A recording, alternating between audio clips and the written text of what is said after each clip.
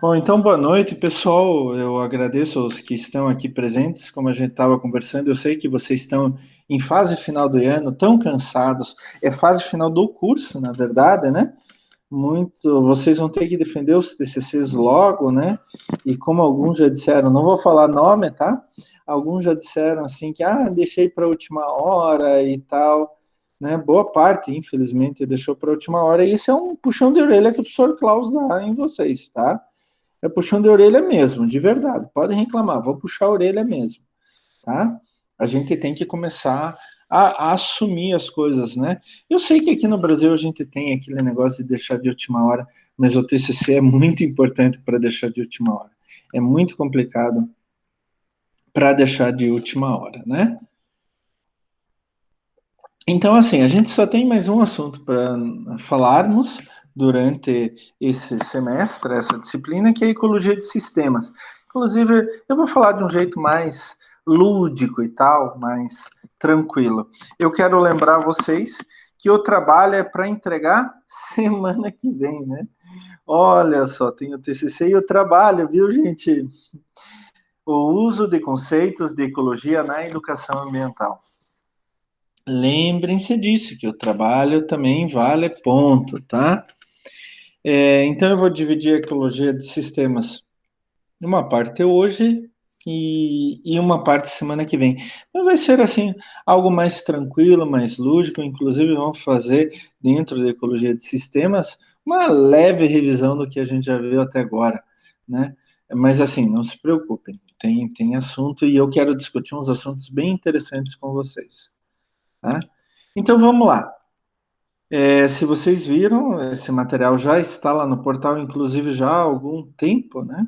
Eu coloquei esse material lá no portal há algum tempo. Só esperar ele pronto.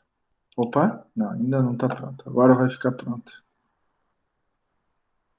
No modo de apresentação, então, por incrível que pareça, já estamos na semana 16, gente. São 20 semanas no total, né? A prova na semana avaliação global 2 é na semana 18 e o exame final na semana 20, ó. Todo mundo passar direto sem exame final.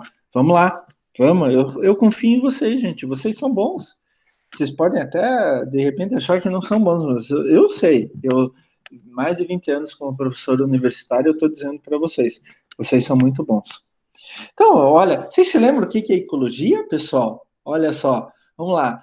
O botânico austríaco Ernst Haeckel, em 1866, já falava que ecologia é a ciência global das relações do organismo com o mundo exterior que os envolve, no qual incluímos, em sentido amplo, todas as condições de vida, inclusive o ser humano, né? Então, o que o Haeckel quis dizer? Na verdade, esse conceito ele já dava antes do Haeckel, né? O Haeckel que deu o nome ecologia e fez o, digamos assim, o conceito final, né? Então, o que significa ecologia? Olha, eu tenho vários organismos. Como eles se relacionam com o meio ambiente e entre eles? Isto é ecologia. Né? Ecologia não é um movimento político, é usado em movimento político, mas ecologia é uma ciência pura. Tá? E uma das. É difícil falar qual a ciência mais importante. Na minha opinião, a ecologia é uma das ciências mais importantes de todas, né? Bom, é minha opinião, opinião do professor Klaus, né? Como que a gente vai estudar ecologia? Quando a gente estuda alguma coisa, a gente começa com átomo, molécula, organela, tecidos, ser vivo, e daí a gente vai começar a estudar ecologia. A gente começa a estudar ecologia quando a gente começa a estudar o indivíduo, o ser vivo inteiro, o conjunto de indivíduos da mesma espécie, que é uma população, um conjunto de espécies diferentes em um determinado local, que é uma comunidade, e um conjunto de comunidades, que é um ecossistema, né? O bioma é uma caracterização vegetacional e a biosfera é o conjunto de todos os seres vivos do planeta, não interessa em qual ecossistema, de qual população, de qual comunidade, de qual bioma, né? Então a gente começa lá com átomo, molécula, organela, célula, tecido, órgão, sistema, e a gente vai começar a estudar é, ecologia quando a gente pega um organismo. Então, um organismo é um indivíduo, uma população é um conjunto daqueles indivíduos daquela espécie, até a gente discutiu qual é o conceito de espécie, né? Uma comunidade é em um certo local, as várias espécies reunidas e suas interações. O ecossistema já é uma área maior, né? Onde que você tem diversidades maiores, e biosfera é o conjunto de toda a vida no planeta, né? Mas eu acho, gente, na minha opinião, que o pulo do gato na ecologia é o que o Dunn chamou, o famoso Dunn chamou de princípio do controle hierárquico. À medida que os componentes produzem grandes conceitos nas sequências hierárquicas, essa sequência aqui, né, começando ali com o organismo, surgem novas propriedades, ou seja, não há como explicar todas as propriedades em um único nível com base na compreensão dos componentes que estão abaixo. Olha só, gente, não se esqueçam mais. Segundo o princípio do controle hierárquico, o professor Klaus diz assim: 1 mais 1 nem sempre é 2. 2 mais 2 nem sempre é 4. 1 mais 1 pode ser 3, pode ser 5, pode ser 10, pode ser 20, pode ser meio. 1 mais 1 pode ser 1, 1 mais 1 pode ser 0. Né? O que o Dunn quis dizer? Que à medida que a gente vai subindo a partir de organismos, a gente começa a ver uma série de interações. Então a gente não pode dizer que, por exemplo, uma comunidade que é um conjunto de várias populações, a gente não pode caracterizar a comunidade a partir das características da população 1, da população 2, da população 3 e da população 4. Por quê? Vamos começar a ter um monte de interações. E isso vai ficando cada vez maior e mais complexo à medida que a gente sobe de nível, por exemplo, num ecossistema, num bioma, até considerar toda a biosfera. Então, começo com um organismo. Eu tenho um alce junto com outro alce. 1 mais 1 igual a 2? Não necessariamente. Porque o outro pode ser fêmea, o outro pode ser jovem, o outro pode ser velho, daí eles não vão interagir, eles podem competir se forem dois machos. Então, eu posso ter uma série de interações que não necessariamente vão ter todas as características da população anterior. Então, digamos que um aluno tenha uma característica, ele seja mais tímido. Só que ele entra numa sala onde todo mundo é extrovertido. Qual é a tendência que ele vai ter? Por mais que seja difícil para ele ser extrovertido, ele vai começar a se soltar um pouco mais. Então, ele vai ser um pouco diferente do que era antes. Mas por que isso? Porque o conjunto de outros alunos, né, a população de outros alunos, fez com que ele mudasse um pouco o comportamento dele. Então, de novo, o princípio do controle hierárquico de Odum diz que 1 mais 1 na ecologia nem sempre é 2. Quando eu vou subindo nessa sequência hierárquica, o conjunto que vai se reunindo aí, ele pode dar uma outra característica a todos os organismos. Né? Então, olha só, população. O que a gente vê muito na população? A gente analisa o crescimento populacional. Na comunidade, a comunidade é um conjunto de várias populações, então a gente começa a analisar a relação entre espécies. Nos ecossistemas, que é um conjunto de várias comunidades, inclusive uma comunidade interagindo com outra. Então, daí a gente começa a analisar mudanças nesses ecossistemas. Eu já falei para vocês, sucessão primária, quando eu tenho zero de vida, né? O ponto zero biótico, né? Sem vida nenhuma. Sucessões secundárias, quando já tenho vida. E, finalmente, a biosfera, né? Que é a relação entre os diferentes ecossistemas. Ecossistemas. O que é um ecossistema? Se lembram lá das nossas primeiras aulas? Vem do grego oikos e casa, né? Um sistema que é uma casa, o sistema onde se vive. É a reunião de todos os organismos de uma área determinada e sua relação, lembrem-se disso, com o ambiente físico, né? Fatores abióticos, A é negação, sem vida, abióticos. E ele leva em consideração fluxo de energia, cadeia alimentar, diversidade biológica e tudo mais. Qualquer ecossistema, né? Ele é constituído sempre por dois elementos, sempre, tá? Uma área, que a gente vai chamar de biótopo, né? É uma condição meramente física, né? Eu posso ter aí solo, eu posso ter água, eu posso ter um monte de coisa, mas o biótopo é a questão física, é a área. E um conjunto de seres que vai ocupar esse biótopo, que a gente vai chamar de biocenose. Daí entram animais, plantas, micro-organismos, né? Até vírus, que eu sempre brinco, né? Que vírus, para mim, é um nada, é um mineral, porque o vírus só vive, entre aspas, quando está parasitando uma célula, né? Está no interior de uma célula, quando ele está fora da célula, ele é um nada.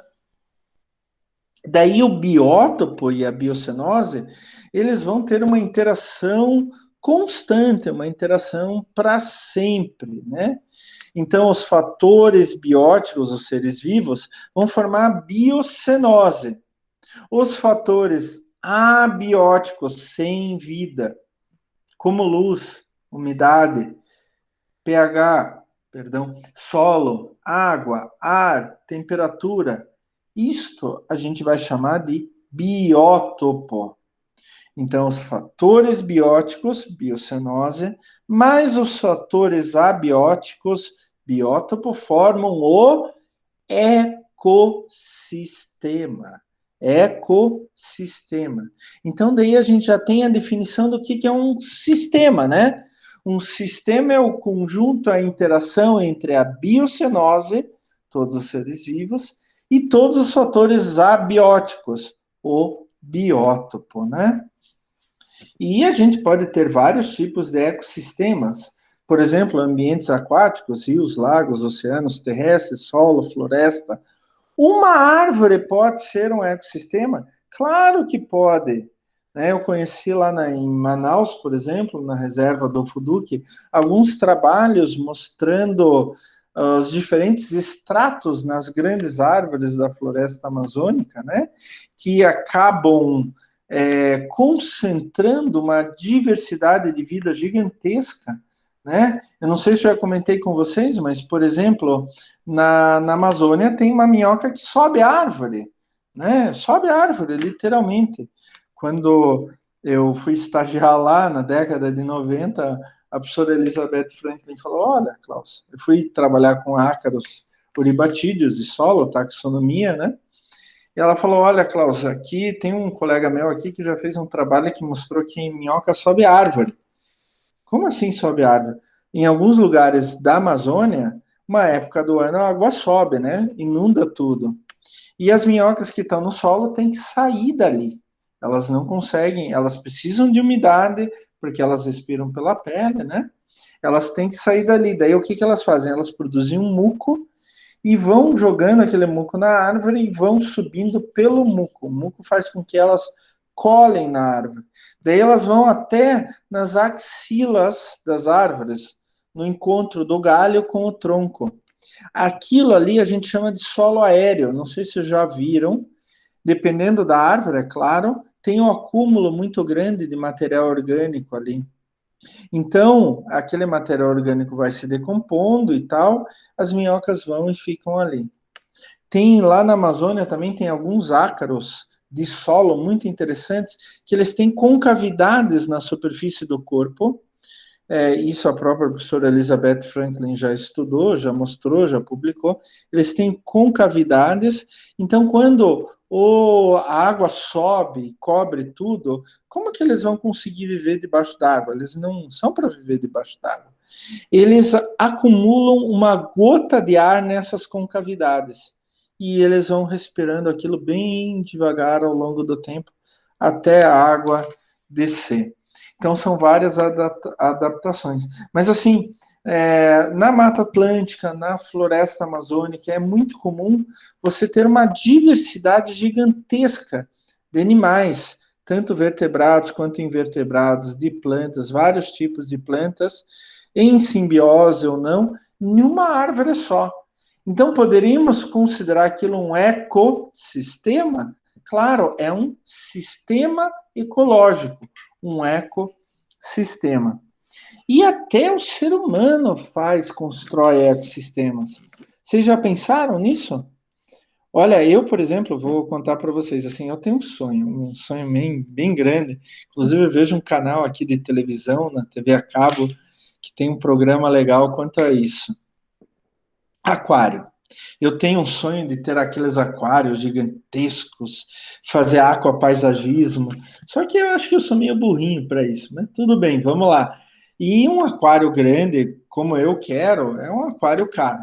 Não gosto de aquário de água salgada, prefiro de aquário de água doce, mas eu queria fazer, tipo assim, um ambiente aquático típico aqui da Serra do Mar, por exemplo, né? Não fazer da Amazônia, do Pantanal, fazer aqui da Serra do Mar, com espécies de peixes e outros invertebrados e tal que tenham em ambientes aquáticos aqui na Serra do Mar. E quem sabe um dia eu faço isso. O que é um aquário? É um ecossistema. Só que ele é um sistema que é confinado numa área pequena, né? Uma represa. Eu mudo todas as relações. Eu mudo o biótopo e eu mudo a biocenose quando eu faço uma represa. Bom, mas a gente tem que fazer represa para gerar energia elétrica, para ter água. Vocês veem que as nossas represas de água aqui, de acúmulo de água para consumo humano na região metropolitana, estão num dos níveis mais baixos da história, mesmo com as chuvas que estão acontecendo. Mas quando eu faço uma represa, eu mudo tanto o biótopo quanto a biocenose, os organismos que ali vivem, né? Eu tive um aluno, ele trabalha na IFPR agora, ele fez tanto mestrado quanto doutorado com espécies de peixes exóticas que vivem nas represas na região metropolitana de Curitiba. Ele gosta muito daquele pesca esportiva, né? Pega e solta. E então ele fez o trabalho dele em função disso. Um terrário, olha, outra coisa magnífica, né? Um pequeno terrário onde você pode imitar alguma coisa, ou mesmo de fundo artístico. Pode ser com algum animal, uma tartaruga, um lagarto, né? Outro sonho meu é ter terrário com insetos, fazer um terrário com colêmbula, olha que legal. Lá, quando eu estudei na Alemanha, no Museu de História Natural em Görlitz, fronteira com a Polônia, eles tinham um terrário com Tetrodontophora bielenensis, que é o maior colêmbulo que se conhece, da família Neanuridae, que são colêmbulos bem pequenos, mas ele é um colêmbulo de quase 1 centímetro, gigantesco. É gigantesco esse Tetrodontophora bielenensis. Ele é dali da Europa Central, indo até a Rússia, aquela região lá. Eu vi um terrário com isso. Isso é um outro sonho que eu quero fazer um dia. E um exemplo, mas, bom, aquário, terrário é pequeno, represa não tem em todo lugar, mas tem um tipo de ecossistema que o ser humano fez, que é antropogênico, né? Antropo é ligado ao ser humano, gênico é criado por, né? Que são os agroecossistemas. E esse é um tipo de sistema que eu, particularmente, até por ser agrônomo, mas ser ligado à área ambiental, eu estudei muito e continuo a estudar. Por exemplo, agora eu estou fazendo um capítulo de livro de macrofauna do solo em plantio de pinos, comparado com florestas, com manchas de florestas nativas, né? E esse é o agroecossistema, então é um sistema ecológico criado pelo ser humano com muitas particularidades. E é bem interessante de se estudar o que acontece nesse agroecossistema comparando-se com o sistema natural. Deixando bem claro, gente, deixando bem claro, eu não estou fazendo apologia à agricultura predatória, nada disso. É óbvio que a gente tem que ter agricultura, né? O que a gente vai comer, o que a gente vai vestir, né? Etc. Mas é óbvio que a gente tem que fazer uma agricultura com responsabilidade.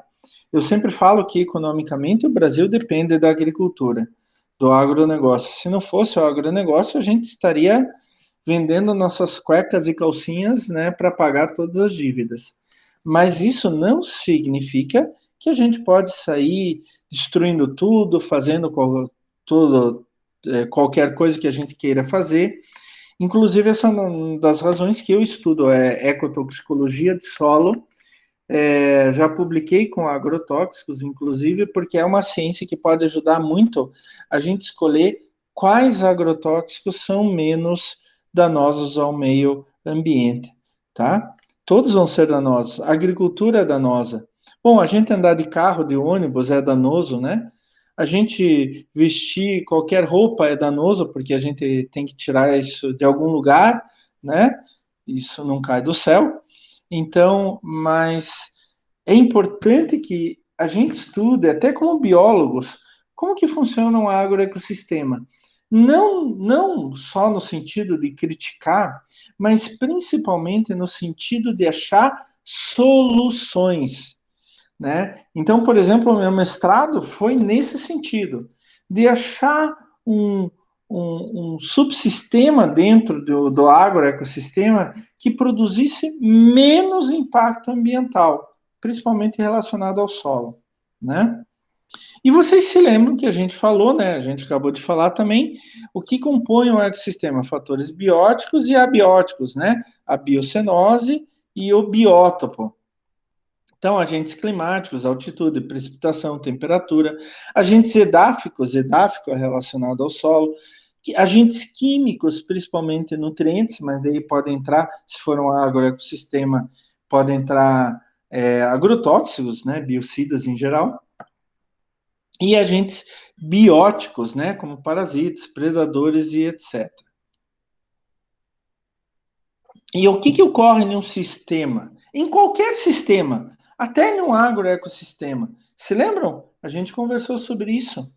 Em qualquer sistema, a gente tem o que nós chamamos de cadeia alimentar, food web, ou pirâmide alimentar, etc.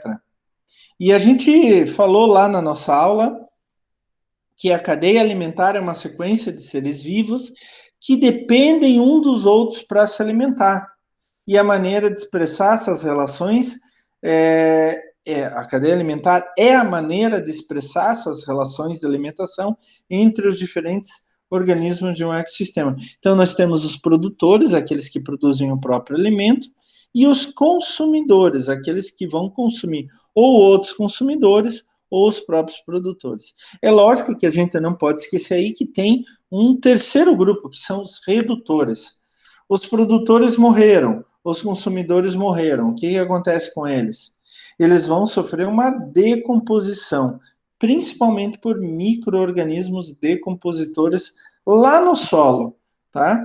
E daí esses micro-organismos vão produzir enzimas que vão quebrar aquelas moléculas grandes em moléculas cada vez menores, até ficar na forma de nutriente de novo e os produtores tirarem esse nutriente do solo. Voltando ao exemplo da Amazônia, por exemplo, professor Klaus, também está cansado com o final do ano, né? Voltando ao caso da Amazônia, por exemplo, né? A Amazônia tem um solo que é porcaria. Se as plantas dependessem dos nutrientes que estão no solo, gente, eu falo para vocês que eu já fui para lá, já estudei aquilo e leio muito sobre aquilo, etc. Se as plantas dependerem dos nutrientes que estão originalmente no solo da Amazônia, estão fritas. Não vai ter Amazônia porcaria nenhuma. O solo é extremamente pobre, a não ser com exceções de manchas de solo riquíssimo lá no Acre. Tem uma outra exceção, na Amazônia, que é a chamada Terra Preta dos Índios, não sei se já ouviram falar, era o lixão dos índios, né? Os índios estão na Amazônia, eu acho que há 14 ou 20 mil anos, mais ou menos, né? E todas as aldeias, elas tinham locais para jogar o seu lixo. Só que o lixo naquele tempo era só matéria orgânica. No máximo, assim, um vaso de cerâmica quebrado, os ossos dos animais e coisa assim. Ele jogava cinzas, as fogueiras ali e tal, né? E então é a mesma coisa que o sambaqui aqui no litoral do Paraná e de Santa Catarina. É o mesmo sentido. O sambaqui era o lixão dos antigos povos indígenas. Então a terra preta dos índios é a mesma coisa. Só que ela foi evoluindo durante milhares de anos e hoje são consideradas manchas extremamente produtivas. Inclusive fazendas na Amazônia que tem terra preta dos índios, ela tem um preço maior, porque ela vai produzir mais com toda certeza naquele solo que é uma porcaria. O que que acontece? Na Amazônia, a cadeia alimentar é muito intensa, é muito intensa, é muito intensa. Ela é muito rápida. Então, à medida que uma planta já cresce, ela vai servindo de alimento para um consumidor que vai morrendo, que vai sendo decomposto, que vai voltar na forma de nutrientes para as plantas. Isso é muito rápido. E é isso que faz toda aquela exuberância maravilhosa da Amazônia. Eu já tive uma oportunidade de ir para a Amazônia, inclusive é, aqui no Sul sempre se falava: o Sul é nosso país, tem que se separar. Olha, depois que fui para a Amazônia, por favor, nós somos um país só, tá? Por favor. Aquilo é maravilhoso. Então, essa é a cadeia alimentar. E todo ecossistema tem uma cadeia alimentar que é característica daquele próprio sistema. Né? E daí entra a primeira e segunda lei da termodinâmica, as pirâmides tróficas, onde que a energia e nutrientes vai indo de um nível para outro. Se lembrem que principalmente a energia, ela a cada salto, a cada degrau, ela perde pelo menos 80 a 90% da sua energia, tá? Vai chegar em torno de 10 a 20% pro salto seguinte e assim por diante. E em qualquer ecossistema, a gente vai ter uma série de interações. Acho que a gente viu isso aula passada, se não me engano. Neutralismo, onde que nenhuma das populações é afetada, competição por interferência direta ou por uso de recursos, né? Se lembram daquela figura que eu coloquei? Interferência direta, um pegar o outro. Por uso de recursos, é cada um pegar uma parte do recurso até ele desaparecer. Amensalismo, onde que uma espécie é inibida e a outra não é afetada. Comensalismo, onde que uma não é afetada e a outra ganha. Parasitismo, onde que uma perde e outra ganha. Aqui em algumas árvores na minha rua agora tem erva de passarinho. E eu vou ter que dar um jeito de tirar. Não sei se já viram a erva de passarinho. É um tipo de um cipó que ele entra dentro da árvore para tirar a seiva da árvore, né? Ele vive disso. Por que é chamado erva de passarinho? Vocês já pensaram nisso? Porque ele produz um fruto que atrai muitos passarinhos. Daí esse passarinho pega, come, ele pousa em outra árvore, defeca só a semente, né? Porque ele aproveitou o resto do fruto, defeca só a semente e aí começa outra invasão. Isso é um parasitismo. Lembrando que bromélia e orquídeas não são parasitas. Normalmente é um comensalismo, onde que as bromélias e as orquídeas elas ganham como? Chegando mais próximo onde que tem sol, né? E a árvore onde que elas estão não são afetadas de maneira nenhuma. A predação, onde que um ganha e outro perde, é como se fosse um parasitismo, inclusive a herbivoria, né? Um animal herbívoro, ele também faz predação, né? Então, se a gente for no sentido ecológico, inclusive dado por Odum, né, que é o maior autor na área, é a Bíblia, na área de ecologia, a gente ser vegano ou ser vegetariano, a gente também está fazendo uma predação, né? porque daí a gente inclui a herbivoria como uma predação. Um outro tipo de interação que a gente já falou que pode ocorrer dentro de um sistema é a protocooperação, onde que os dois ganham, só que não é uma cooperação obrigatória, eles podem se juntar de modo fortuito por pouco tempo e assim por diante. Mas o mutualismo, está ali errado, essa sim é uma interação obrigatória onde os dois ganham. Olha só quanta coisa acontece dentro de um sistema, né, gente? Quanta coisa acontece. Professor, o senhor não vai falar de sistema? Pois é, falei. Eu falei a matéria inteira sobre sistemas.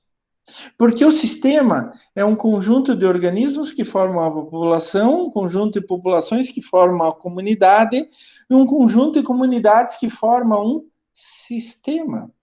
Então, olha só que legal. A gente conversou sobre sistemas o tempo todo.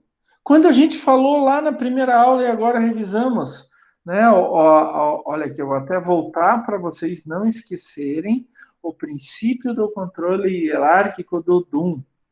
À medida que eu vou subindo de nível hierárquico na sequência hierárquica, o conjunto daqueles anteriores daquele nível anterior, nível hierárquico anterior, o conjunto deles no nível posterior, no nível mais alto, faz com que novas propriedades surjam. 1 mais 1 não é igual a 2, tá? Então, a gente falou de sistema o tempo todo. E vocês nem notaram, né, pessoal? Poxa vida, mas a gente falou de sistema o tempo todo. Então, o que a gente vai fazer agora? A gente vai juntar tudo isso e pensar como um ecossistema é formado. Pensar como um sistema é formado. Né?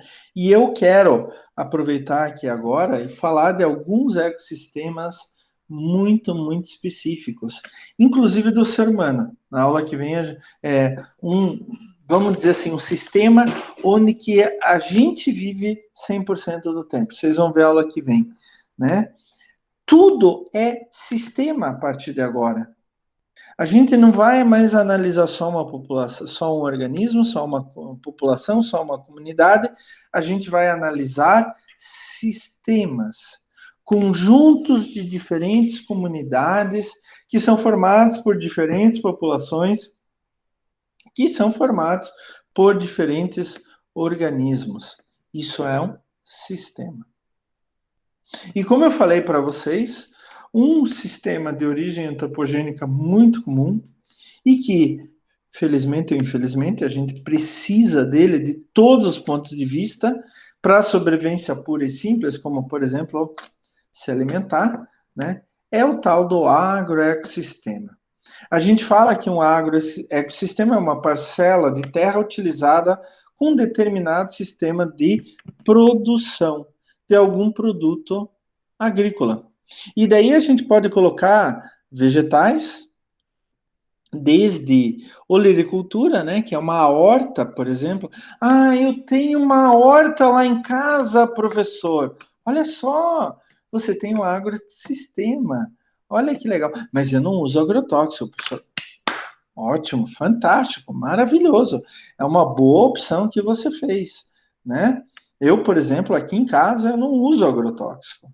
Eu tenho criança, quer dizer, criança, meus filhos já estão grandes, já estão ficando grandes, mas eu tenho cachorro e eu tenho uma série de outros organismos aqui. Tenho uma população de jacus, pássaros, tá? Não pessoas, pássaros. Eu tenho uma população de jacus aqui em casa, esses dias estavam com os filhotes por aí. Eu tenho saracura aqui em casa, eu tenho gambá aqui em casa, e fora os meus cachorros. Então eu não uso agrotóxico aqui em casa. Mas assim, você tem um pomar em casa, eu tenho pomar aqui. Então o que eu tenho? Um agroecossistema. Eu tenho jabuticaba, eu tenho pitanga, eu tenho abacate, eu tenho gabiroba, eu tenho pinhão. Agora descobri de novo maracujá silvestre uma parte do terreno que é mato aqui em casa. Então, isto é um agroecossistema. Claro que é. Ô, professor, eu tenho lá em casa, eu tenho maçã, eu tenho abacate também, jabuticaba. Eu mesmo que plantei. Olha que legal, isso é um agroecossistema. A minha horta também, mas eu tenho uma horta vertical lá na parede. É um agroecossistema, gente. É sério, só que é um agroecossistema bem pequeno. A gente fala que o agroecossistema é um conjunto ordenado de atividades, quer dizer, tem uma lógica em tudo que se faz, de tal maneira, de tal forma que propicie resposta ao entorno físico, biológico e socioeconômico. Todo ecossistema tem objetivos, preferências e tem recursos colocados ali pela pessoa que cuida daquele agroecossistema. Pode ser o agricultor, pode ser vocês na hortazinha de vocês. Professor, eu descobri assim que se eu fizer compostagem em casa, eu posso colocar o humus lá na minha horta. Maravilhoso. O que você está fazendo? Você está fazendo a mesma coisa que um agricultor faz. Só que em vez de usar adubo mineral, você usa adubo orgânico. Eu, por exemplo, aqui em casa, eu tenho uma compostagem de material orgânico a partir de minhocas, né? Já há muitos anos eu tenho isso. Ai, gente, uns 10 ou mais anos até.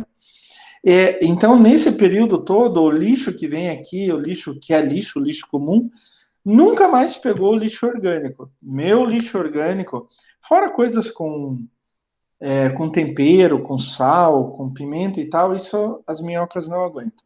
Mas o resto vai tudo para as minhocas. E daí eu pego, depois de um certo tempo, aquele material, aquele humus e uso nas minhas plantas. Então, eu também vou colocar um recurso aqui. Eu tenho um jardim que eu amo. Gente, eu tenho xaxim no meu jardim. 3 xaxins. Um já está com filhote de mais de 1 metro de tamanho.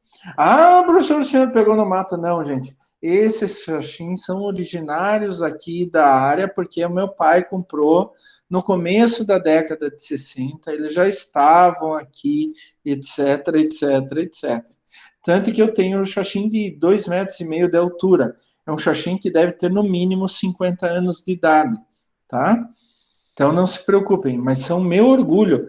Ninguém toca nesses xaxins.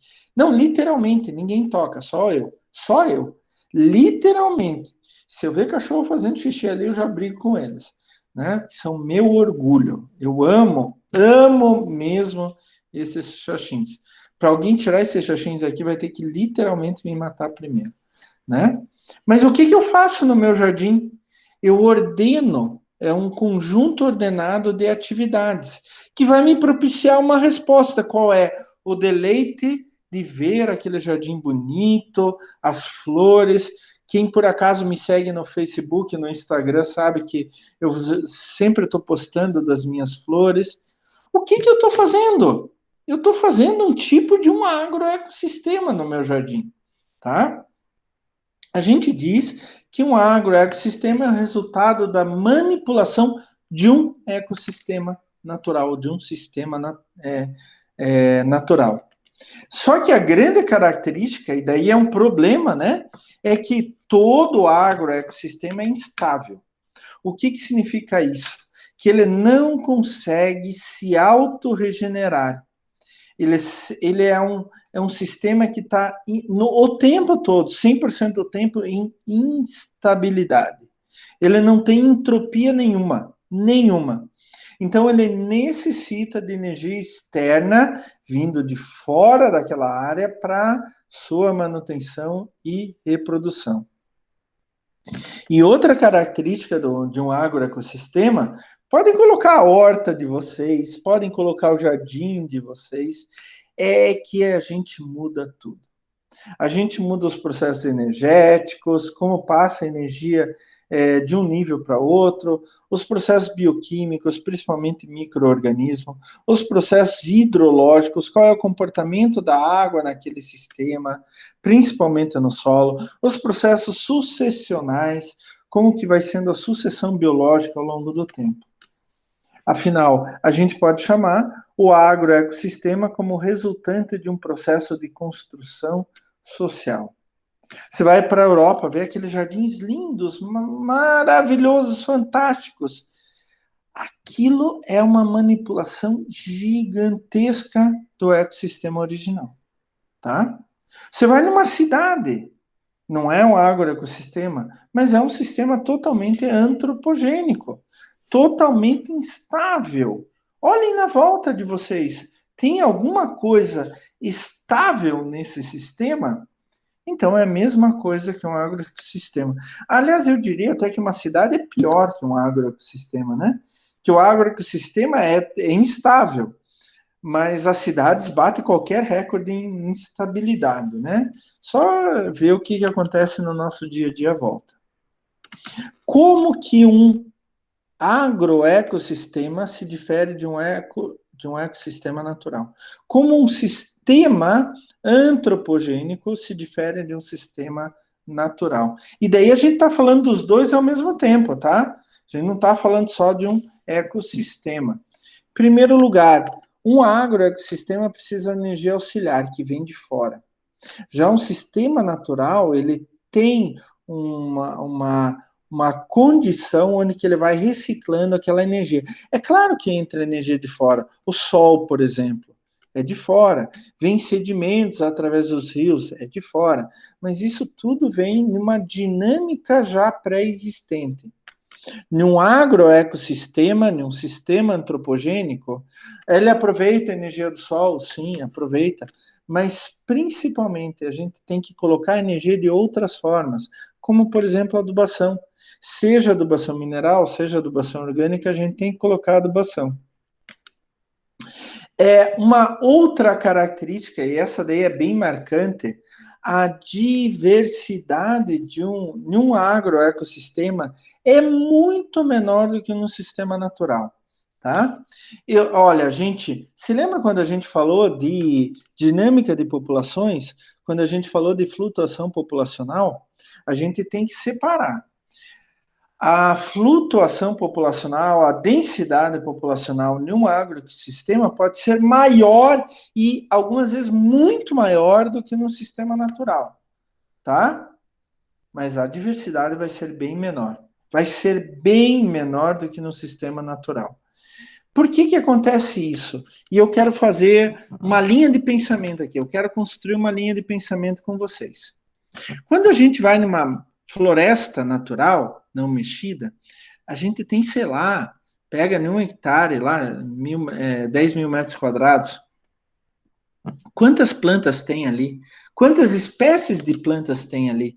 Nossa, daí, professor, tem uma planta que é um arbusto, que a folha é mais crocante, tem outra que é uma cícula, outra é um espinho, outra é isso, outra é aquilo. Então, eu tenho uma diversidade de material vegetal muito grande aí. Quando essa diversidade vai para o chão, ela começa a ter uma influência muito específica sobre os possíveis organismos que estejam ali. Tem alguns que comem tudo? Tem. Mas tem muitos que só comem um tipo. Outros muitos que só comem outro tipo. Outros muitos que só comem outro tipo. Então eu tenho um sistema que ele proporciona uma condição de vida, seja espacial ou de alimentação, para várias espécies, várias especializações diferentes, tá? E como é que é um agroecossistema? Só temos uma espécie, né? Uma planta, uma árvore, uma pastagem, só uma. Então, as espécies que dependem daquela planta que está ali, ótimo, elas vão sobreviver e vão atingir densidades populacionais lá no alto. Por quê? Eu tenho tudo. Lembre-se que um organismo precisa de alimento, temperatura e umidade, né? Tendo essas três questões básicas, o resto ele consegue fazer. Então, eu tenho lá soja. Aqueles organismos que gostam da soja, gostam de comer a soja, opa, vão lá em cima, podendo até se tornar praga, a gente já vai falar sobre isso. É uma outra característica de um sistema antropogênico, é o aparecimento de pragas, né? Então, agora, aqueles que não suportam a soja vão morrer, vão desaparecer. E é por isso que muitas vezes, quando a gente tira uma floresta e planta uma monocultura, a gente ou a gente vê a tendência de muitas espécies desaparecerem. Mas em compensação, aquelas que conseguem sobreviver no novo ecossistema, no agroecossistema, essas daí vão. Maravilhoso, fantástico, eu estou numa boa, professor, aqui está ótimo. Olha só, maravilhoso. Vou me reproduzir à vontade aqui, professor. Vou deixar minha prole aqui, professor. Ótimo. Então, eu quero que vocês entendam essas diferenças. E é por isso que hoje a gente está buscando em sistemas agro-silvipastoris, onde que a gente planta árvores para cortar madeira, coloca pastagem, planta milho, planta soja, tudo junto. Por que a gente está fazendo isso? A gente quer mimetizar um ecossistema natural. E com isso eu vou manter uma biodiversidade muito maior, eu vou ter menos necessidade de adubo, eu vou ter menos casos de pragas e assim por diante. Tá? E uma outra característica que ocorre no agroecossistema e não ocorre nos sistemas naturais é a seleção artificial, né? A gente vai selecionar o que está ali, né? O que vai ficar ali. Eu quero soja, depois eu quero milho, depois eu quero trigo, depois eu quero isso, depois eu quero aquilo. Então a gente vai fazer o que a gente quiser, né? Não é o que a natureza vai mostrando como sucessão. Então são as três grandes diferenças entre um agroecossistema e um sistema natural. Tá? E o que a gente, qual que é a agricultura moderna hoje, até no penúltimo número daquela revista Globo Rural, a revista inteira quase é sobre isso. Qual que é o caminho da agricultura moderna? Tentar mimetizar ao máximo possível os ecossistemas naturais. Então daí a gente tira controle biológico, por exemplo, e o Brasil é um dos países que mais usa controle biológico no mundo, um dos países mais avançados em controle biológico no mundo. A gente a gente seleciona já há quase 50 anos, também pioneiros, a gente seleciona bactérias fixadoras de nitrogênio do ar, então bactérias que fazem simbiose com leguminosas, a gente tem isso bem definido para soja, já tem para feijão e outras leguminosas de menor importância econômica, que é uma bactéria que já existe nos próprios solos. A gente não está importando essa bactéria. O pessoal da Embrapa Agrobiologia, lá do Rio de Janeiro, em Seropédica, já fui para lá, já discuti muito, já aprendi muito sobre isso com eles. Eles trabalham, a professora Johanna Dobereiner, uma das maiores cientistas que o Brasil já teve, gente. Eu conheci ela pessoalmente também. Ela foi cotada várias vezes, inclusive, para o Prêmio Nobel, tá? De Química e Bioquímica, por causa desses trabalhos dela. O professor Pedrosa, aqui, já aposentado na Universidade Federal do Paraná, setor de Ciências Biológicas, Departamento de Bioquímica, foi meu professor na graduação também. Então, quando a gente pega uma bactéria fixadora de nitrogênio, a gente tenta mimetizar um ecossistema natural. Por que tudo isso, gente? O ecossistema natural é o melhor sistema. É o melhor sistema, sem dúvida. Mas a gente precisa de agricultura, a gente precisa de silvicultura, que é o plantio de madeira, a gente precisa de carne, diferentes tipos de carne, proteína animal.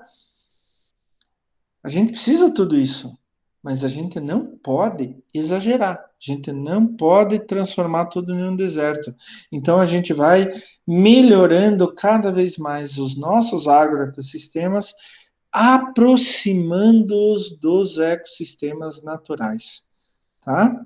Então, diminuir muito a energia que vem de fora, aumentar muito a diversidade, diminuir a seleção artificial. A gente já tem casos de estudos mostrando o uso da sucessão natural na própria agricultura, principalmente no entorno de uma área agrícola e assim por diante.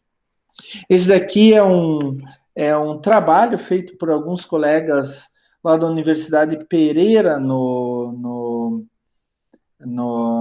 na Colômbia.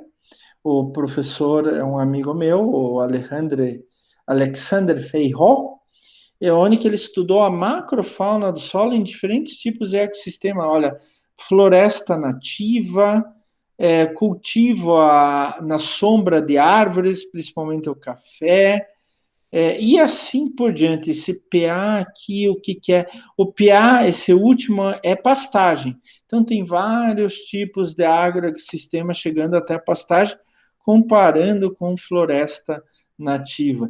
Então, essa daqui é a abundância, a de cima, e a de baixo é a riqueza de espécies da macrofauna do solo, animais do solo com tamanho um pouquinho maiores, tipo coleóptera, tanto larva quanto adulto, minhocas e outros.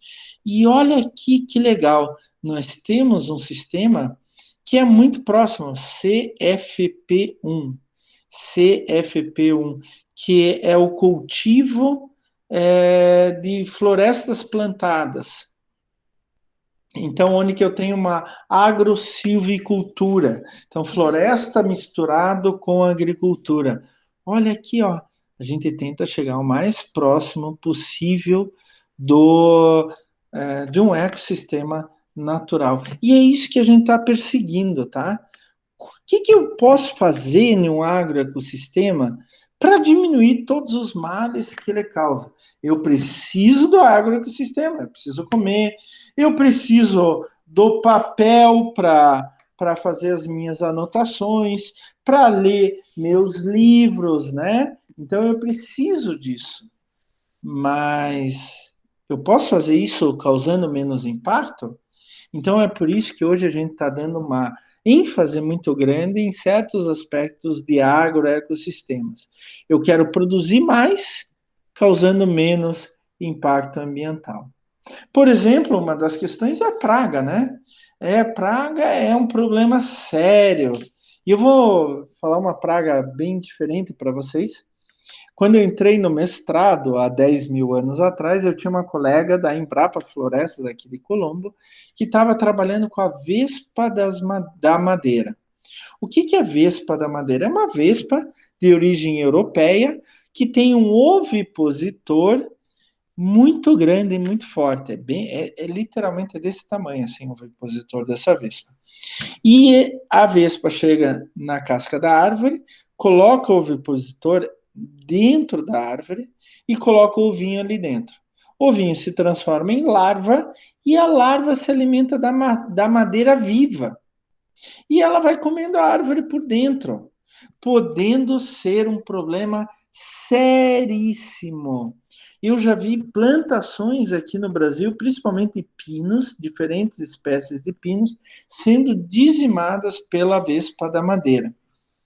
Ela é uma praga aqui. Então, hoje já tem métodos de controle biológico, porque controle químico é muito difícil pegar a vespa da madeira, mas controle biológico, como nematóides, por exemplo, a gente insere nematóides dentro das árvores, pra vocês terem ideia, para ele ir caçando principalmente as larvas. Essa vespa da madeira, ela é originária da Europa. Ela é uma praga na Europa? Não, não é uma praga na Europa. Essa que é a questão, ela não é praga na Europa. Por quê? Ela se desenvolveu durante milhares e milhares e milhares e milhares de anos em um sistema natural onde tinha um conjunto de predadores e tal. Então lá ela não é uma praga. Daí ela foi primeiro, se não me engano, para a Austrália. Os ovos e a larva foram dentro de pallets. Sabe aqueles pallets de madeira para exportação? E daí da Austrália entrou na América do Sul via Uruguai. Entrou no Uruguai, daí obviamente foi para Argentina, para Argentina, para o Rio Grande do Sul, Santa Catarina, Paraná, São Paulo e hoje está espalhado em vários lugares diferentes no Brasil. E é uma praga séria. Então, ninguém trouxe ela de propósito, né? Mas aqui ela não tinha inimigo natural, ela não tinha nada que atrapalhasse a vida dela. Um monte de madeira, ótimo. Ela ataca espécies nativas também, tá? Não é só espécies exóticas de madeira, essências florestais exóticas, ela ataca espécies nativas. Vocês querem ver uma outra praga que a gente tem que dar um jeito? Javali. Os javalis eles foram introduzidos na América do Sul também, no Uruguai, em grandes fazendas de caça, onde que eles tinham javali solto, o pessoal ia lá, atirava, eu matei um javali, eu sou super-homem, eu sou muito macho, eu matei um javali a 200 metros de distância, ou 100 metros de distância, olha como eu sou macho, né? Vocês estão entendendo a ironia do professor Klaus, né? Obviamente, eu não gosto de caça. Assim, caça como eles fazem, não gosto. Caça para subsistência é outra coisa, né? Caça para poder sobreviver é outra coisa. Mas caça esportiva eu realmente não gosto. Agora, a Alemanha está passando por um problema muito sério, eu estou acompanhando de perto isso, porque eles estão com recolonização de lobos, né? Que vieram lá da Rússia. Os lobos foram extintos na Alemanha já há muito tempo, agora eles estão voltando devagar via Bielorrússia, Ucrânia, Polônia e Alemanha. E tem gente que é a favor de matar os lobos, porque os lobos estão atacando rebanhos. Mas já vários trabalhos no mundo inteiro mostraram como que você pode fazer isso. Inclusive tem raças de cães, como o pastor Maremano Abruzzese e outros, que foram criados só para espantar lobo. Então o cão ele nasce no meio do rebanho, principalmente de ovelhas, nasce ali, vive a vida inteira. O cão se acha uma ovelha. É super legal ver as ovelhas lambendo o cão, e vocês sabem que a ovelha é muito medrosa, né? Mas as ovelhas lambendo o cão lambendo as ovelhas e tal. E daí quando ele ouve um lobo, ele começa a latir. E não para de latir enquanto o lobo não vai embora. Então não precisa matar para espantar o lobo, para não fazer dano ao rebanho, né? Mas o javali é um problema muito sério aqui no sul do Brasil. E o javali está atacando uma série de outras espécies, cateto e tal, está atacando por espaço e está acabando com as nossas espécies nativas, né?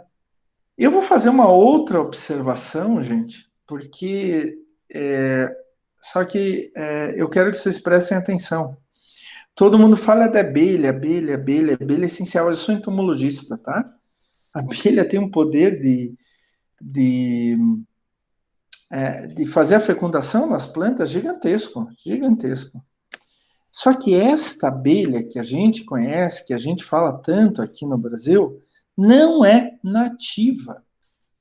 Ela é uma mistura da abelha europeia com a abelha africana, né? As duas foram introduzidas aqui. Então, ela pode ser considerada uma praga não do ponto de vista econômico, mas do ponto de vista ecológico. Por quê? Ela pode deslocar abelhas nativas. Eu tenho com maior orgulho, isso eu trato como se fosse um pote de ouro, um ninho de jataí aqui em casa. Eu não trouxe, ele é totalmente natural, já está, até esse final de semana eu estava vendo o ninho ali, já está com um bocal de cera de pelo menos uns 20 centímetros, né? Todo final da tarde eu vejo a jataí voando em volta, tenho maior orgulho. Esta é a abelha nativa. Esta se desenvolveu no nosso sistema natural. Então, a outra abelha, ela, principalmente até, se fosse só a abelha europeia, Apis mellifera europeia, a gente poderia até relevar. O problema é que hoje todas as abelhas não nativas, né? As abelhas sem ferrão, meloponíneos, né, aqui do Brasil, todas as abelhas não nativas são um híbrido entre a europeia e a africana. e a africana é extremamente violenta. Até isso é uma das coisas que deu maior produtividade à produção de mel aqui no Brasil, porque a abelha africana tem uma capacidade de ir muito mais longe para pegar pólen e tal, para fazer mel, tá? Então, melhorou muito a produtividade, a capacidade de polinização, mesmo em espécies nativas, etc. Tá? Então, a gente tem que começar a rever o que está certo e o que está errado. O ideal seria que a gente só tivesse as nossas espécies nativas de abelha. Eu estudei com dois dos maiores especialistas do mundo em todos os tempos em abelhas. O professor Padre Moure e a professora Danúncia Urban, aqui na Federal. Eu peguei o finalzinho do Padre Moure, a professora Danúncia já era aposentada, mas eu aprendi muita coisa com ela, mas muita coisa mesmo. Tá? Eles estudavam e eram taxonomistas de abelhas nativas. Estudavam ecologia e taxonomia de abelhas nativas. Um outro problema que a gente vê em relação aos ecossistemas naturais é o tal do desmatamento, né? E a gente está falando muito de desmatamento. Isso é um negócio assim impressionante. A gente pode chamar de deflorestação ou desflorestação, desflorestamento, desmatamento, é tudo a mesma coisa. E tudo isso significa uma coisa: é um processo de desaparecimento completo e permanente de florestas por atividades humanas, tá? A gente chegou num ponto, assim, muito complicado em termos de desmatamento. O ser humano moderno, ele é prolífico em desmatamento, né? A gente já desmatou tudo. Aqui em Curitiba, por exemplo, não tem um canto de floresta original. Nenhum. Esqueçam. Né? Eu tenho árvores aqui em casa de 100 anos, de 150 anos. Eu tenho cambuí, que é uma mirtácea extremamente raro, que é nativa da região. Eu tenho uma árvore de tarumã também, extremamente raro, que quando eu era pequeno, há quase 50 anos atrás, ela já era enorme, né? Mas isso não é floresta nativa. Isso não é o ecossistema natural, né? Aquele original. O ser humano, aonde ele vai, ele leva desmatamento. E não é só o ser humano moderno. Os povos antigos faziam isso. Tem algumas teorias, gente, porque na Amazônia, principalmente em Roraima, tem algumas áreas que elas não têm vegetação. Hoje a gente considera como campo natural, mas tem algumas teorias que falam que aquelas áreas são áreas de desmatamento de povos muito antigos e que foram sendo mantidos assim. Começava a nascer alguma coisa, se tirava. Começava a nascer alguma coisa, se tirava. Eu não estou falando dos índios atuais, eu estou falando dos predecessores desses índios, né, lá na Amazônia. A Ilha de Páscoa, famosa Ilha de Páscoa, onde que tem aqueles totens de pedra, né? Isso está bem documentado, arqueologicamente falando, sociologicamente falando. Né? A Ilha de Páscoa tinha um povo que hoje só temos descendentes desse povo, mas não de uma forma pura. Tinha um povo que veio da Melanésia e Micronésia, lá da Oceania. Eles, há mais de 1000 anos, eles tinham barquinhos bem simples, conseguiram chegar até a Ilha de Páscoa, que fica a mais de 1000 quilômetros da costa do Chile, aí no Oceano Pacífico. A Ilha de Páscoa pertence ao Chile, tá? E eles colonizaram, formaram pequenas aldeias, e essas aldeias começaram a competir uma aldeia com a outra. Como? Quem fazia a estátua de pedra maior. E daí eles iam lá num canto, numa pedreira, faziam, levavam até outra parte da ilha. E assim disputavam uma aldeia com a outra. Só que várias teorias mostram, não é 100%, várias teorias mostram que eles, para transportar essas estátuas de pedra, eles usavam troncos de árvores. É bem conhecido que a Ilha de Páscoa era coberta por uma grande floresta. Hoje a Ilha de Páscoa quase não tem árvore, né? O que que aconteceu? Eles foram cortando aquela floresta para o uso deles. Uma coisa que confirma isso é a alimentação dessas pessoas ao longo do tempo. Então, arqueólogos foram lá e encontraram nos antigos locais de habitação, nos estratos mais profundos, mais antigos, eles encontraram frutas, animais vertebrados terrestres e um monte de outros materiais que lembravam uma dieta terrestre. A partir do momento que a floresta foi desaparecendo, eles foram tendo maior participação de frutos do mar. Tá? Por quê? Não tinha mais nada em terra firme. Até que esse povo se dispersou, muitos morreram e assim por diante, antes até da chegada do homem branco lá. Bom, a Revolução Industrial é óbvio, né? A Revolução Industrial, por um lado, nos deixa ter celular, computador, né? Olha que lindo, maravilhoso, né? Mas, por outro lado, ajudou em muito desmatamento. Na Europa, eles já tinham desmatado grande parte da Europa quando começou a Revolução Industrial. Mas daí foi o resto. Eles tinham desmatado por causa da agricultura, tá? Eu sempre digo, gente, é um posicionamento técnico, científico meu, não tem nada a ver com ideologia, nem de esquerda, nem de direita, nem de cima, nem de baixo, nenhuma ideologia. Mas hoje a gente já tem tanta área degradada aqui no Brasil e tem uma tecnologia, conhecimento, pessoal que sabe trabalhar com isso, que a gente não precisa mais desmatar 1 centímetro sequer para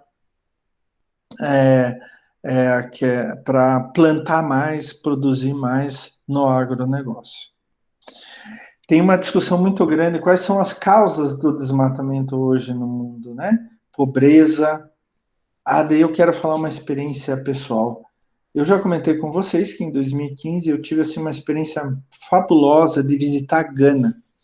Eu tinha, junto com o pessoal da Embrapa, um projetinho lá, e daí a gente foi visitar a Universidade Suniane, em Suniane, no interior de Gana. É tudo desmatado lá. Mas não tem agricultura em larga escala, agronegócio de exportação como a gente tem aqui.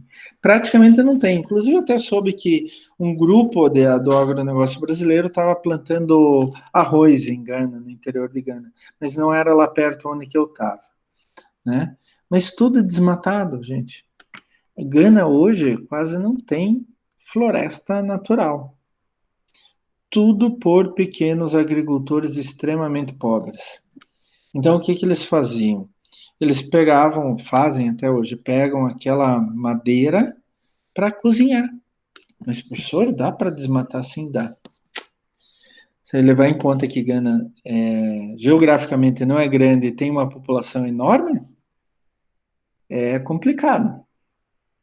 Então, até o nosso projeto era fazer um fogãozinho onde que aproveitasse melhor o calor gerado pela madeira queimada, inclusive depois reutilizar as cinzas como biocarvão para fazer mais aquecimento, de tal maneira que gastasse cada vez menos madeira. Então a gente estava trabalhando com um grupo lá, onde que eles estavam desenvolvendo, a gente estava ajudando. Eu estava até trabalhando a parte de aplicação dos restos disso nos solos lá, nos pequenos agricultores,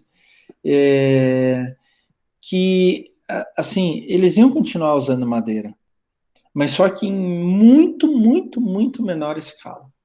Outras causas também que se discutem muito: política pública, falta de medida e controle, fiscalização. Aqui no Brasil, a quebra do IBAMA, né?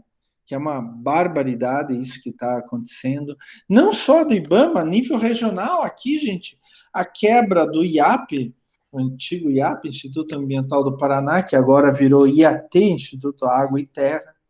O modelo econômico prevalente, que só distrair, comércio ilegal, falta de meio e capacidade dos países e comunidades para reverter esse quadro, ou por falta de pessoal, de dinheiro, ou mesmo por falta de vontade política.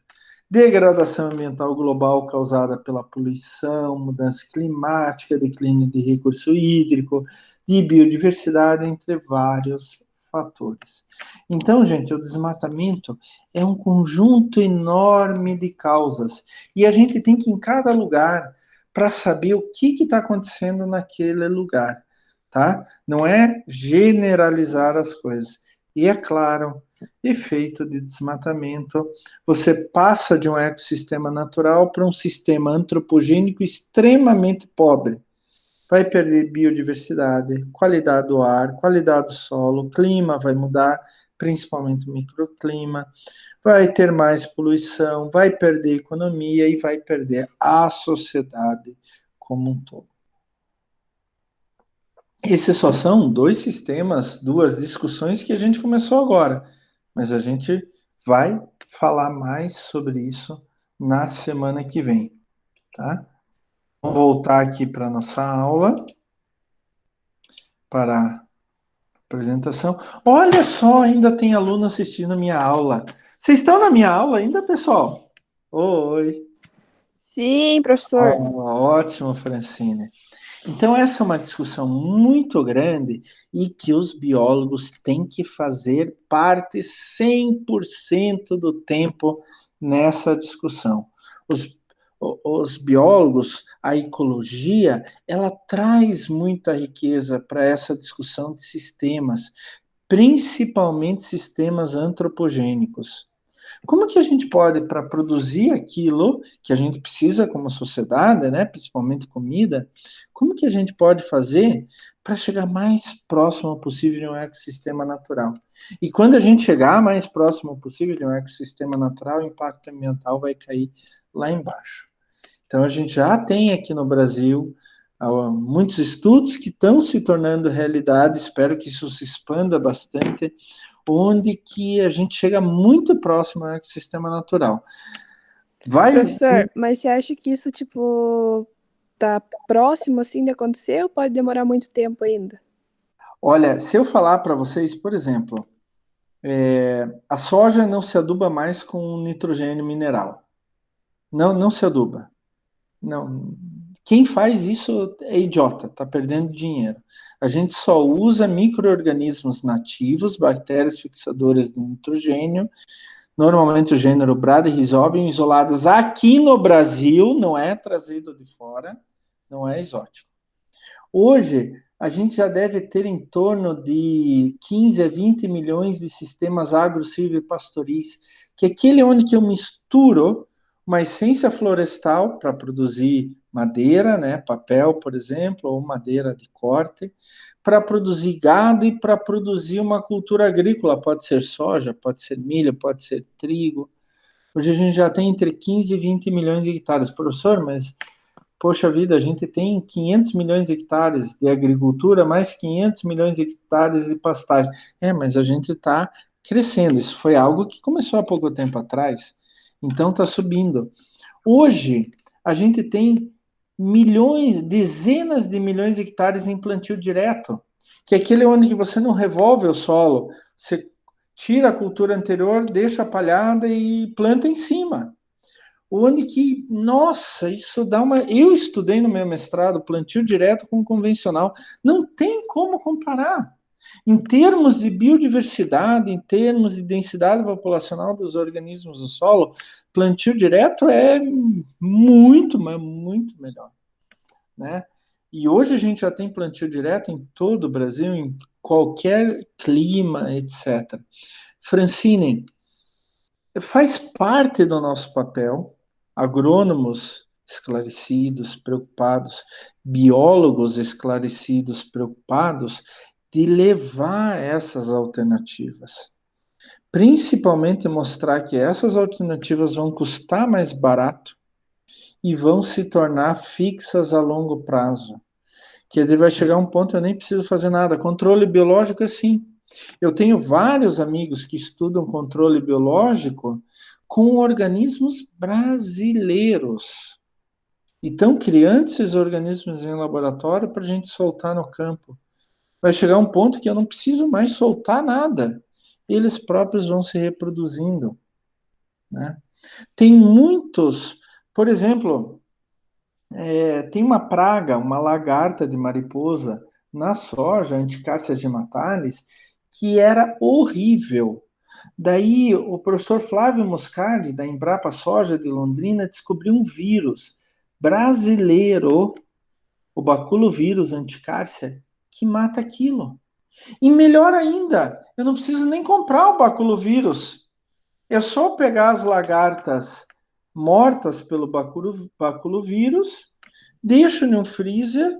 Quando chega a safra seguinte, eu descongelo elas, macero e aplico como se fosse um agrotóxico. É interessante que essa lagarta, quando é atacada pelo baculovírus, ela vai até o alto da planta e fica pendurada, e seca pendurada. O agricultor vai lá, cata isso, não preciso mais agrotóxico. E olha, muito, muito, muito, muito, muito usado. É muito usado mesmo, tá? E isso tem milhares de casos. O maior programa de controle biológico no mundo até hoje foi em cana-de-açúcar, lá no Nordeste, com Metarrhiza anisoplia. É um fungo, não é nativo, mas é um fungo. Para controle biológico. O grande problema, Francine, é que ainda se tem ideia daquela agricultura que é totalmente devastante. E hoje a gente já tem muitas soluções para diminuir muito o impacto ambiental. Vai zerar o impacto ambiental? Não, não vai zerar, Francine. Nunca, nunca. Para zerar, eu sempre falo, para zerar o impacto ambiental do ser humano, sabe o que, que a gente tem que fazer? Morrer. A gente tem que se Acabei de matar. falar isso, professor, tem que morrer. A gente tem que se matar. Porque, olha, Francine, eu vou te dar um exemplo. Agora, nesse instante, você está causando uma série de impactos ambientais, Francine. Você vai daqui direto para o inferno dos biólogos, porque você é uma pecadora de primeira categoria. Eu estou brincando, tá, Francine? Por favor, eu estou brincando. Mas quando você, se você está vendo a aula em um computador, ou mesmo no celular, num tablet, todo o material que faz isso daí, gente do céu, vocês não sabem de onde que vem isso. Muitos dos minerais vêm da floresta amazônica, que você tem que desmatar aquilo para explorar em mineração a céu aberto. É que a gente não conhece, né? A gente não conhece. Hoje eu estava lendo uma reportagem que o Biden, presidente eleito dos Estados Unidos, tem uma ideia não vou dizer extinguir carro a combustão interna, carro a gasolina, mas aumentar muito o número de carros elétricos. Lindo, maravilhoso, vai mudar muito a qualidade do ar nos Estados Unidos. E daí vai precisar menos petróleo. Eles são maiores produtores de petróleo no mundo, principalmente pelo craqueamento, fracionamento do xisto, que é altamente poluente, altamente poluente. Ele quer acabar com isso. Mas, em compensação, ele vai precisar fazer as baterias. E hoje, um dos minerais mais usados, um dos melhores para fazer baterias eficientes é o nióbio. Né? A China é o maior produtor mundial de nióbio, daí vem Chile, Argentina, Bolívia e Brasil. Vai ter que explorar nióbio. Então, se a gente sai de uma armadilha, vai cair em outra. Por isso eu sempre. Nunca vai ser 100% perfeito, né? E algo cem por Não, cento viável, né? não, por isso que a gente tem que estudar sistemas. A gente tem que conhecer bem como um ecossistema natural, como é um ecossistema artificial provocado pelo ser humano, para daí tentar diminuir o máximo possível o impacto ambiental causado pelo ser humano. Zerar o impacto, gente, eu falo para vocês, só a gente se matar todo mundo. Daí a gente zera o impacto. Daí a gente zera o impacto. A natureza vai tomar conta de tudo, né? Tinha antigamente na TV a cabo um programa assim, O Mundo Sem Ninguém. Como seria o mundo se não tivesse mais seres humanos? Né? Em 1 ano, 5 anos, 10 anos, 500 anos, 1.000 anos, 5.000 anos, como seria o mundo, né? Esse é o único jeito. Desculpa dizer isso, mas é o único jeito, né? O professor, vocês falam dos livros do professor Klaus, isso são árvores que estão ali. Vou fazer o quê? Né? Faz parte, faz parte. Ah, mas por que o senhor não compra em e-book? Porque daí eu preciso de um leitor de e-book que tem um monte de materiais minerais e plástico, e isso e aquilo dá no mesmo. Não tem muita diferença, né? Foi feito um estudo uns anos atrás na Inglaterra mostrando que aqueles eco bags para substituir saco plástico do supermercado. Ele chegou à conclusão que para um eco bag substituir em termos de poluição ser mais vantajoso, quer dizer, poluir menos do que os sacos plásticos, você precisa usar o eco bag 2.000 vezes. Até 2.000 vezes é melhor usar saco plástico, em termos de poluição, tá? Não estou falando econômico, ele não estudou o ponto de vista econômico, só estudou o ponto de vista de poluição, de impactos ambientais. Se você usar o EcoBag mais de 2.000 vezes, daí você está diminuindo no global o seu impacto ambiental. Então, são questões que a gente tem que pensar. E os biólogos são muito importantes para isso. Eu sempre falo, tá, gente? Uma das profissões mais importantes para a gente pensar nisso. Pessoal, já são quase 10 horas. Que assunto legal. Eu sou capaz de falar muitas horas. Eu estudo até hoje, né, muito, comparando ecossistemas naturais com ecossistemas antropogênicos, para ver o que a gente pode fazer nos sistemas antropogênicos para chegar o mais próximo de um sistema natural. E explicar tudo isso, né? Explicar tudo isso, para a gente achar quais são as ferramentas corretas. Gente, vamos parando por aqui, né? Infelizmente está tarde, mas eu quero ver vocês semana que vem aqui. Passem lá na atividade de frequência para garantir a frequência de vocês. Tá certo, pessoal? Quero ver todos vocês aqui na semana. Beleza, professor. Beleza, Francine. Vamos pensar nisso que a gente conversou hoje, Francine. Vamos pensar. E cada um tem que pensar qual é a sua culpa nesses impactos ambientais todos que a gente faz, né? Para diminuir o seu próprio impacto ambiental. Aonde que eu posso diminuir o meu impacto ambiental? É verdade, cada um fazendo a sua parte, né, professor? Porque às vezes tem muita gente que fala, nossa, mas só isso não vai dar em nada. Só que às vezes aquele pouquinho que a gente faz já é algo muito grandioso para o meio ambiente, para a Eu natureza, enfim. vou te dar um exemplo bem prático. O Curitiba e a região metropolitana produzem em torno de, vamos arredondar, 2.000 toneladas de resíduo sólido por dia. Curitiba e a região metropolitana. Tá? Tem muitos dados que mostram que de todos os resíduos sólidos gerados em uma residência, na tua casa, Francine, na casa da Bruna, da Beatriz, da Cristina, entre 30% e 40%, quer dizer, a cada quilo de resíduo sólido, entre 300 e 500 gramas, 30 a 50%, mais ou menos, é resíduo orgânico. Então, se você for pensar nisso, vamos pensar Curitiba e região metropolitana, não vamos ser tão pessimistas, 800 toneladas por dia de resíduo orgânico. 800 mil quilos por dia, só Curitiba e região metropolitana. Eu não sou um deles.